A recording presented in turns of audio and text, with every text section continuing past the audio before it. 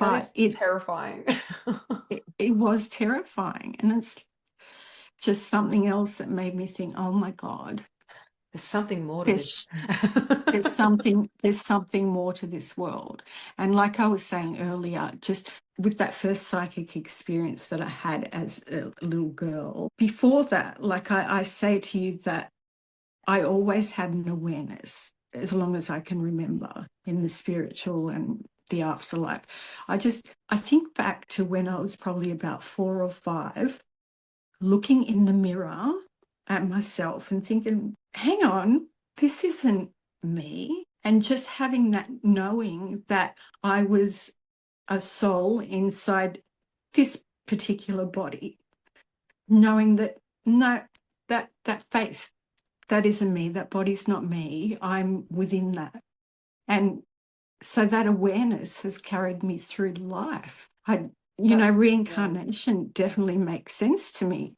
Spirit makes sense to me because just having that knowing, it just all relates. Yeah, that's wild. That's such like a very complex idea for a young child to have though too. Like without it being distressing as well, not kind of like, hang on, this is not like a depersonalization where you're like, hang on, I don't recognize myself, like kind of a weird distressing thing, but that just knowing that there's more to yourself and more to your soul and more to everything rather than just a body, flesh, Yeah. whatever. Yeah, like I think that's such an advanced thought for well, actually anybody to have really, because a lot of people are well, we know that some people are just like, yeah, nah, we just die and all the rest of it. There's very Yeah, limited, you just become everyone's word different. worm food and we're gone. Yeah, exactly. But Everyone's doing with their beliefs and the ability to be able yeah, to actually understand or even have that as a cognitive thought or even an appreciation, have that at such a young age. That's pretty wild. Like it's a lot.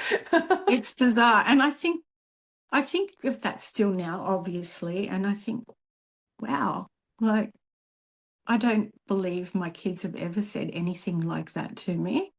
Um, and it is very bizarre to just have that knowing at such a young age.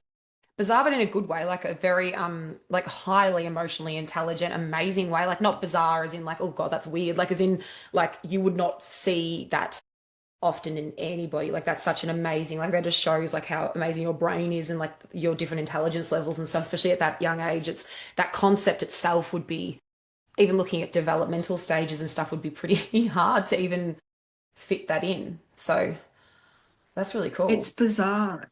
It's bizarre. And like even at that young age too, well, growing up, I remember mum always, I was so quiet as a kid. And I'd come into the room, mum would have people over, and I'd just be sitting there beside her, really quiet, like a mouse. And people would say, oh, she's so quiet. Does she ever talk? And mum would always say, don't worry, she's taking everything in. So, so I was just sensing everything about everyone, and it would just make me internalize. Yeah, and I love that. My mum always used to say how placid I was as well as a child, placid. But like, yeah, really just, I just, for my own mum's like, you're always off in your own world doing something. Like you're off talking, very Yeah. imaginative kind of thing. And now I'm thinking like, oh God, like, and I was so happy being by myself, but I never felt lonely ever. And I don't know why that is. Like I was happy being alone because I could really just kind of really I was very, very, very shy and very quiet now. I could probably do with more of shutting the fuck up at times, but whatever. I have a podcast, so that's my excuse. Yeah, it's your way to reach out and talk to people. I'm a psych nurse too, so it's like, well, I have to talk. So, Yeah, yeah, you forced yourself into that. yeah, I do appreciate quiet though. Like, I don't get So awkward in quietness. I'm just like, oh, that's cool. If I don't have to speak, please don't make me so fine. I'm the same. And like I said to you, Anthony's different. He has a few moments he needs to talk to someone. Oh my God.